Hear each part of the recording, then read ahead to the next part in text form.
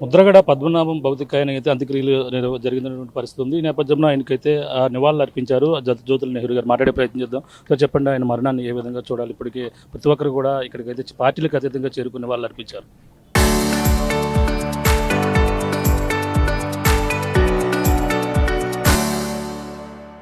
ఇక్కడ ప్రధానంగా మరి మా ప్రాంతంలో చూసుకోవాల్సిందంటే ఇటువంటి సంఘటనలు వచ్చినప్పుడు మాత్రం పార్టీలు శత్రుత్వాలలో ఉండవు, అందరూ ఒకటే.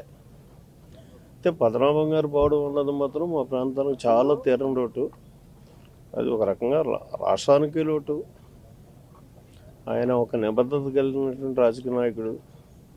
ఆయన్ని చూసి నేర్చుకోవాల్సినటువంటి అంశాలు చాలా ఉన్నాయి, అలాగే వదలవలసినటువంటి అంశాలు కూడా చాలా ఉంటాయి.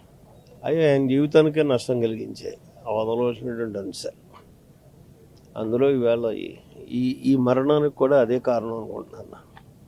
ఎందుకంటే ఆయన రికవరీ అయ్యి వచ్చిన తర్వాత తీసుకోవాల్సినటువంటి రెస్ట్ తీసుకోలేదు, ట్రీట్మెంట్ కూడా ఇన్ టైంలో చేయించుకోకపోవడం, తన మరణాన్ని తానే కోరుకుని తెచ్చుకున్నట్టుగానే అనిపించింది. ఇది మన అందరి దురదృష్టం. అయితే ఆయన మా ప్రాంతంలో ఎక్కువ కాలం 2 దఫాలు మంత్రిగా పనిచేశాడు, 1 దఫ ఎంపీగా పనిచేశాడు, 3 పర్యాయాలు ఎమ్మెల్యేగా చేశాడు. ప్రజలు ఆయనకి ఇచ్చినటువంటి అవకాశాన్ని ఇవాళ ప్రభుత్వం అమలు చేయాలనుకుంటే మరి ఇక్కడ ఎందుకు ఆ నిర్ణయం తీసుకున్నారో నాకైతే చాలా ఇబ్బందిగా ఉన్నది. ఎందుకంటే ఆయనకి ఇవ్వాల్సిన గౌరవాన్ని కుటుంబ సభ్యులే అంత్యక్రియలు ప్రభుత్వ లాంఛనంగా వద్దని కూడా చెప్పారని నేను చెప్తాను. ప్రభుత్వ లాంఛనాలతోటి ఆయన చెప్పడానికి ఆయనకు హక్కు లేదు, ఆపడానికి మాకు హక్కు లేదు.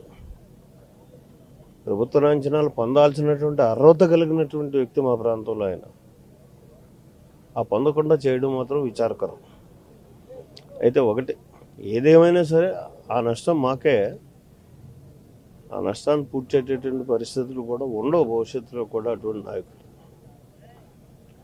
రెండవది ఒకటి, ఇంకా మనం కోరుకునేది ఏంటంటే ఇటువంటి సమయంలో ఆ కుటుంబానికి ప్రగాఢమైనటువంటి సానుభూతిని తెలపడం. అదే రకంగా ఆయన మనశ్శాంతి ఏదైతే కోరుకున్నాడో ఆయన కోరుకున్నట్టు జరిగినటువంటి దీనికి ఆయనకు మనశ్శాంతి మనసావాసం కలుగుతుందని నేను విశ్వసిస్తున్నాను. ఆయన ఆ భగవంతుడు కూడా మనశ్శాంతి కలిగేలాగా ఆయనకి కలిగించడం, 2 ఆ కుటుంబాన్ని భగవంతుడు ఆశీర్వదించడం, ఈ 2 జరగాలని కోరుకుంటున్నాను. ఇక్కడ ప్రధానంగా మరి మా ప్రాంతంలో చూసుకోవాల్సిందంటే ఇటువంటి సంఘటనలు వచ్చినప్పుడు మాత్రం పార్టీలు శత్రుత్వాలలో ఉండవు, అందరూ ఒకటే. అయితే పద్మనాభం గారు పోవడం ఉన్నది మాత్రం మా ప్రాంతానికి చాలా తీరం లోటు. అది ఒక రకంగా రాష్ట్రానికి లోటు. ఆయన ఒక నిబద్ధత కలిగినటువంటి రాజకీయ నాయకుడు. ఆయన్ని చూసి నేర్చుకోవాల్సినటువంటి అంశాలు చాలా ఉన్నాయి, అలాగే వదలవలసినటువంటి అంశాలు కూడా చాలా ఉంటాయి. అవి ఆయన జీవితానికే నష్టం కలిగించాయి ఆ వదలవలసినటువంటి అంశాలు. అందులో ఈవేళ ఈ మరణానికి కూడా అదే కారణం అనుకుంటున్నాను. ఎందుకంటే ఆయన రికవరీ అయ్యి వచ్చిన తర్వాత తీసుకోవాల్సినటువంటి రెస్ట్ తీసుకోలేదు, ట్రీట్మెంట్ కూడా ఇన్ టైంలో చేయించుకోకపోవడం, తన మరణాన్ని తానే కోరుకుని తెచ్చుకున్నట్టుగానే అనిపించింది. ఇది మన అందరి దురదృష్టం. అయితే ఆయన మా ప్రాంతంలో ఎక్కువ కాలం 2 దఫాలు మంత్రిగా పనిచేశాడు, 1 దఫ ఎంపీగా పనిచేశాడు, 3 పర్యాయాలు ఎమ్మెల్యేగా చేశాడు. ప్రజలు ఆయనకి ఇచ్చినటువంటి అవకాశాన్ని ఇవాళ ప్రభుత్వం అమలు చేయాలనుకుంటే మరి ఇక్కడ ఎందుకు ఆ నిర్ణయం తీసుకున్నారో నాకైతే చాలా ఇబ్బందిగా ఉన్నది. ఎందుకంటే ఆయనకి ఇవ్వాల్సిన గౌరవాన్ని కుటుంబ సభ్యులే అంత్యక్రియలు ప్రభుత్వ లాంఛనంగా వద్దని కూడా చెప్పారని నేను చెప్తాను. ప్రభుత్వ లాంఛనాలతోటి ఆయన చెప్పడానికి ఆయనకు హక్కు లేదు, ఆపడానికి మాకు హక్కు లేదు. ప్రభుత్వ లాంఛనాలు పొందాల్సినటువంటి అర్హత కలిగినటువంటి వ్యక్తి మా ప్రాంతంలో ఆయన. ఆ పొందకుండా చేయడం మాత్రం విచారకరం. అయితే ఒకటి, ఏదేమైనా సరే ఆ నష్టం మాకే. ఆ నష్టాన్ని పూడ్చేటటువంటి పరిస్థితులు కూడా ఉండవు భవిష్యత్తులో కూడా అటువంటి నాయకులు. రెండవది ఒకటి, ఇంకా మనం కోరుకునేది ఏంటంటే ఇటువంటి సమయంలో ఆ కుటుంబానికి ప్రగాఢమైనటువంటి సానుభూతిని తెలపడం. అదే రకంగా ఆయన మనశ్శాంతి ఏదైతే కోరుకున్నాడో ఆయన కోరుకున్నట్టు జరిగినటువంటి దీనికి ఆయనకు మనశ్శాంతి మనసావాసం కలుగుతుందని నేను విశ్వసిస్తున్నాను. ఆయన ఆ భగవంతుడు కూడా మనశ్శాంతి కలిగేలాగా ఆయనకి కలిగించడం, రెండు ఆ కుటుంబాన్ని భగవంతుడు ఆశీర్వదించడం, ఈ రెండు జరగాలని కోరుకుంటున్నాను.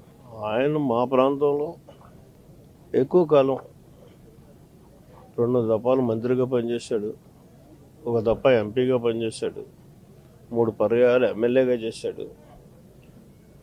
ప్రజలు ఆయనకి ఇచ్చినటువంటి అవకాశాన్ని ఇవాళ ప్రభుత్వం అమలు చేయాలనుకుంటే మరి ఇక్కడ ఎందుకు ఆ నిర్ణయం తీసుకున్నారో నాకైతే చాలా ఇబ్బందిగా ఉన్నది. ఎందుకంటే ఆయనకి ఇవ్వాల్సినటువంటి గౌరవాన్ని కుటుంబ సభ్యులే అంత్యక్రియలు ప్రభుత్వ లాంఛనంగా వద్దని కూడా చెప్పారని నేను చెప్తాను. ప్రభుత్వ లాంఛనాలతోటి ఆయన చెప్పడానికి ఆయనకు హక్కు లేదు, ఆపడానికి మాకు హక్కు లేదు. ప్రభుత్వ లాంఛనాలు పొందాల్సినటువంటి అర్హత కలిగినటువంటి వ్యక్తి మా ప్రాంతంలో ఆయన. ఆ పొందకుండా చేయడం మాత్రం విచారకరం. అయితే ఒకటి, ఏదేమైనా సరే ఆ నష్టం మాకే. ఆ నష్టాన్ని పూడ్చేటటువంటి పరిస్థితులు కూడా ఉండవు భవిష్యత్తులో కూడా అటువంటి నాయకులు. రెండవది ఒకటి, ఇంకా మనం కోరుకునేది ఏంటంటే ఇటువంటి సమయంలో ఆ కుటుంబానికి ప్రగాఢమైనటువంటి సానుభూతిని తెలపడం. అదే రకంగా ఆయన మనశ్శాంతి ఏదైతే కోరుకున్నాడో ఆయన కోరుకున్నట్టు జరిగినటువంటి దీనికి ఆయనకు మనశ్శాంతి మనసావాసం కలుగుతుందని నేను విశ్వసిస్తున్నాను. ఆయన ఆ భగవంతుడు కూడా మనశ్శాంతి కలిగేలాగా ఆయనకి కలిగించడం, రెండు ఆ కుటుంబాన్ని భగవంతుడు ఆశీర్వదించడం, ఈ రెండు జరగాలని కోరుకుంటున్నాను. ఇది పరిస్థితి. ఇప్పుడైతే పార్టీలకు అతీతంగా ప్రతి ఒక్కరు వచ్చి ఆయన అంత్యక్రియల్లో పాల్గొన్నారు. అలాగే ఆయనకైతే నివాళులు అర్పించారు. అలాగే మా జగ్గంపేట సంబంధించిన ఎమ్మెల్యే, అలాగే టీడీటీ బోర్డు సభ్యులు, తెలుగుదేశం పార్టీ పోలిట్ బ్యూరో సభ్యులు, జ్యోతుల నెహ్రూ కూడా ఇప్పుడు వచ్చారు, ఆయన నివాళులు అర్పించారు. అలాగే ముఖ్యంగా అతను అనేక పర్యాయాలు మంత్రిగా చేసినటువంటి అనుభవం, అలాగే ప్రభుత్వ పరంగా చేయవలసిన బాధ్యత ఉంది కాబట్టి ఆ ప్రభుత్వ లాంఛనాలతో ఈ యొక్క అంత్యక్రియలు నిర్వహిస్తుంటే అడ్డుకోవడం సరైనది కాదు. అది అడ్డుకోవడం ప్రభుత్వం యొక్క ప్రధాన బాధ్యతగా భావించి చేస్తున్నటువంటి పరిస్థితి ఉంది. దాన్ని అడ్డుకోవడం సరైనది కాదంటూ కూడా చెప్పుకొస్తున్నారు. కానీ అటువంటి మా ప్రాంతంకు సంబంధించిన మెట్ట ప్రాంతానికి సంబంధించిన నాయకుడు ఈ విధంగా చనిపోవడం అనేది కూడా మా యొక్క ప్రాంతంలో ఉన్నటువంటి రాజకీయ నాయకులే కాదు, ప్రతి ఒక్కరికి కూడా తీరని లోటుగా చూడాలని కూడా ఆ జ్యోతుల నెహ్రూ గారు చెప్తున్న పరిస్థితి ప్రధానంగా ఉందని చెప్పాలి. తాజా పరిస్థితి. ప్రకాష్ RTV, కెల్లంపూడి.